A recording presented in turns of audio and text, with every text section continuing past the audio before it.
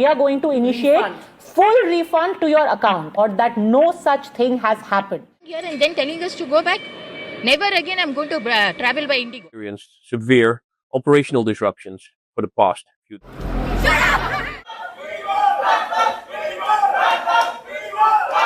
எல்லாருக்கும் ஒரு பெரிய கை. நம்ம கண்ட்ரியோட பாப்புலேஷன் கிட்டத்தட்ட 140 கோடி மக்கள். இவ்வளோ பெரிய பாப்புலேஷன் இருக்க கண்ட்ரி இப்போதான் ஏர் டிராஃபிக்கில் கொஞ்சம் பூம் ஆகிட்டு இருக்கு. பட் இந்த ஏர் டிராஃபிக்கில் ஆல்மோஸ்ட் 10 பேசஞ்சர் ட்ராவல் பண்ணுறாங்க அப்படின்னா அதில் 6 பேசஞ்சரை ஒரே ஒரு ஏர்கிராஃப்ட் கேரி பண்ணிட்டு இருக்கு. அண்ட் இந்த ஏர்லைன் என்ன அப்படிங்கிறது எல்லாருக்குமே தெரியும், IndiGo. India's biggest most dominant and almost close to மோனோபொலியான ஒரு கம்பெனி அது இப்போதைக்கு இந்தியாவில் ஏவியேஷன் இண்டஸ்ட்ரியில். இண்டிகோ எவ்வளோ பெரிய கம்பெனி அப்படின்னா நம்ம இந்தியாவோட ஏர் டிராஃபிக் மார்க்கெட்டில் ஆல்மோஸ்ட் அவனோட மார்க்கெட் ஷேர் மட்டும் 63%. அண்ட் ஜெட் ஏர்வேஸ் மாதிரி மிகப்பெரிய ஏர்லைன்ஸ்ல மொத்தமாக க்ரஷ் பண்ண கம்பெனி இது. உலகத்தில் இருக்க மிகப்பெரிய ஏர்லைன்ஸ் ஆல்மோஸ்ட் லாஸ் பார்த்துட்டு இருக்கும் போது இண்டிகோ ப்ராஃபிட் ரன் ஆகிட்டு இருந்தது இந்தியாவில் எல்லாருமே திரும்பி பார்க்க வச்சுது. பட் இன் நவம்பர் 2025 நம்ம இந்தியாவோட ஸ்கையை ஓன் பண்ண இண்டிகோல ஒரு மிகப்பெரிய கிராக் வந்து விழுகுது. ஃபிளைட்ஸ் கேன்சல் ஆக ஆரம்பிக்குது. ஏர்போர்ட்ல மிகப்பெரிய கலவரமே வர ஸ்டார்ட் பண்ணுது. டிக்கெட் பிரைஸ் ஸ்கை ராக்கெட் ஆக ஆரம்பிக்குது. எந்த அளவுக்கு அப்படின்னா மும்பை டு டெல்லி ஒரு ஃபிளைட் மட்டும் ஆல்மோஸ்ட் 80,000 rupees சார்ஜ் பண்ண ஸ்டார்ட் பண்றாங்க. மொத்த இந்தியாவும் பேனிக் ஆகுது. அண்ட் இது ஒரு விஷயத்தை கிளியரா சொல்லுது, எல்லாருக்குமே டஃப் டைம்ஸ் வரும், எந்த கம்பெனி எப்போ வேணாலும் கீழே விழுகலாம் அப்படிங்கிறதா. ஸோ இந்த வீடியோல நம்ம என்ன பார்க்க போறோம் அப்படின்னா இண்டிகோல அப்படி என்னதான் நடந்துகிட்டு இருக்கு, ஏன் இவ்வளோ பெரிய கலவரம் நடந்துகிட்டு இருக்கு, இந்தியோட ஏவியேஷன் மார்க்கெட்டே மொத்த கேஸ்ல இருந்துகிட்டு இருக்கு. ஸோ இது என்ன அப்படிங்கறத ரொம்ப சிம்பிளா பார்த்துட்டு இந்த கிரைசிஸை மக்கள் பாயிண்ட் ஆஃப் வியூல கிளைண்ட் பாயிண்ட் ஆஃப் வியூலாம் வேற, இது ஒரு investor point of view completely டிஃப்ரெண்டா இருந்துகிட்டு இருக்கும். ஸோ அந்த point of view as investor அந்த வீடியோ பார்க்குற நீங்களும் நானும் இண்டிகோ அப்படிங்கிற ஷேரை நம்ம எப்படி பார்க்கணும் அப்படிங்கிறத எப்படி எல்லாம் பார்க்க போறோம். ஸோ வித் வேஸ்டிங் டைம் வாங்க இப்போ வீடியோக்குள்ள போயிடலாம். அண்ட் வீடியோக்குள்ள போறதுக்கு முன்னாடி மறக்காம சப்ஸ்கிரைப் பண்ணி வச்சுக்கோங்க.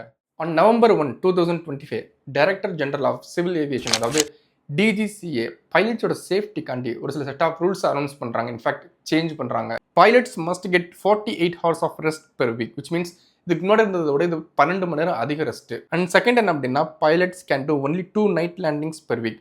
ஒரு வீக்ல 2 நைட் லேண்டிங் தான் அவங்க பண்ண முடியும். இதுக்கு முன்னாடி அது கிட்டத்தட்ட 6 இருந்துட்டு இருந்தது. ஸோ இந்த ரூல்ஸ்லாம் பார்த்தீங்கன்னா ஒரு ப்ரிகாஷனான ரூல்ஸ் தான். இனிமேல் ஃப்ளைட் ஆக்சிடென்ட் நடக்கக்கூடாது, பைலட்ஸ் நல்ல ரெஸ்ட் எடுக்கணும் அப்படிங்கிறதுக்காக ஒரு நல்ல இனிஷியேட்டிவ் தான். பட் எங்க தப்பு நடந்தது அப்படின்னா IndiGo is not prepare for this. IndiGo ஒரு low cost carrier aircraft, which means ரொம்ப லக்ஸரியாக இருக்காது, லக்ஸரி லான்ச் இருக்காது, ஃபுட்டு கூட கொடுக்க மாட்டாங்க, தண்ணி கூட கொடுக்க மாட்டாங்க. பட் ஏலேருந்து பிக்கு உன்னை நான் ஃபாஸ்ட்டாக கூட்டிட்டு போவேன், சீப்பாகவும் கூட்டிட்டு போவேன். அதான் அவங்களோட பிஸ்னஸ் ஸ்ட்ராட்டஜி. ஸோ அவங்க ஸ்கெடியூல்ஸ்லாம் ரொம்ப டைட்டாக இருந்துகிட்டு இருக்கும். பைலட்ஸ் க்ரூவிங் எல்லாரும் ஸ்கெடியூலுமே ரொம்ப டைட்டாக இருந்துகிட்டு இருக்கும்.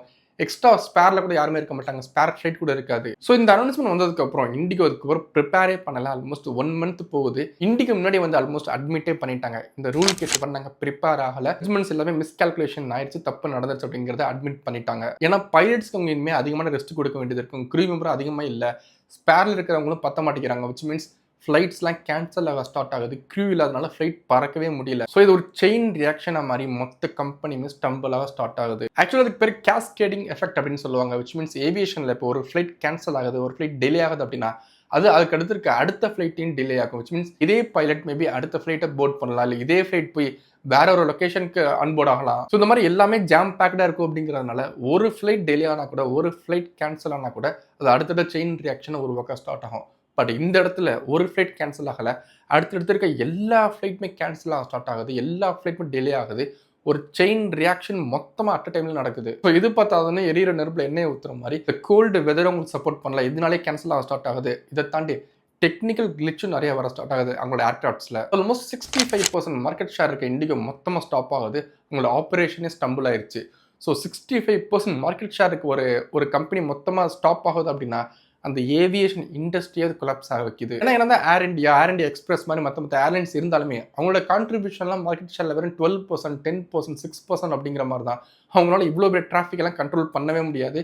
அவ்வளோ டிமாண்டிங் நம்மகிட்ட ஏர்கிராஃப்ட்ஸும் கிடையாது. உங்களுக்கு சிம்பிளாக சொல்லணும் அப்படின்னா இது ஒரு ஏவியேஷன் இண்டஸ்ட்ரி அப்படிங்கிறதுனால அவங்க ரொம்ப டிஸ்டிங்க்டாக இருக்கு, நம்மளால பெருசாக அண்டர்ஸ்டாண்ட் பண்ணிக்க முடியல. பட் இது ஒரு பேங்கிங் இண்டஸ்ட்ரியில் நடந்திருந்தது அப்படின்னா கிட்டத்தட்ட 2008 கிரைசிஸ் மாதிரி இல்லை கொரோனா மாதிரி ஒரு மிகப்பெரிய கிராஷ் மொத்த மார்க்கெட்லையுமே நடந்திருக்கும். ஸோ ஆல்மோஸ்ட் எந்த ஃப்ளைட்டுமே போர்ட் ஆகலை. அப்படிங்கிறதுனால ஏர்போர்ட்ஸ் மொத்தமாக கையாஸ் பெரிய பெரிய கலவரம் ஸ்டார்ட் ஆகுது. டிக்கெட் பிரைஸ் 80,000 ரூபாய் எக்ஸீட் ஆக ஸ்டார்ட் ஆகுது. ஸோ எல்லாமே நடந்து முடிஞ்சதுக்கப்புறம் டேமேஜ் எல்லாம் ஆனதுக்கப்புறம் கவர்மெண்ட் இன்டர்வீன் ஆக ஸ்டார்ட் ஆகிறாங்க. ஏன்னா இது ஒரு சின்ன ப்ராப்ளம் எடுத்துக்க முடியாது, இது ஒரு நேஷனல் லெவல் ஏவியேஷன் எமர்ஜென்சி இது. ஸோ டிஜிசியும் சரி நம்மளோட மினிஸ்ட்ரியும் சரி எப்பயுமே உள்ள வந்து இந்த கொடுத்த ரூல்ஸ்லாம் செட் ஆஃப் ரூல்ஸ்லாம் கொஞ்சம் ஈஸ் அவுட் பண்ண ஸ்டார்ட் பண்ணுறாங்க. ரெஸ்ட் பீரியட்ல கொஞ்சம் கம்மி பண்ண ஸ்டார்ட் பண்ணுறாங்க. அண்ட் இண்டிகோவோட ஃப்ளைட் ஸ்கெடியூல்ஸை ஃப்ளெக்சிபிள் ஆக்க கொஞ்சம் அனுமதிக்கிறாங்க. பட் இதோட நிற்காம ஒரு மிகப்பெரிய இன்வெஸ்டிகேஷனே ஸ்டார்ட் பண்ணுறாங்க. எங்கே தப்பு நடந்தது, எப்படி இண்டிகோ இவ்வளோ பெரிய பிரச்சனையை கொண்டு வந்தாங்க அப்படின்னு. அண்ட் இந்த மாதிரி சுச்சுவேஷன் தான் இண்டிகோ நியூஸ் பேப்பர்லாம் ஆல்மோஸ்ட் ஃபர்ஸ்ட் பேஜ் ஃபுல்லாக வி ஆர் சாரி அப்படிங்கிற மாதிரி அட்வர்டைஸ்மெண்ட்லாம் கொடுக்குறாங்க.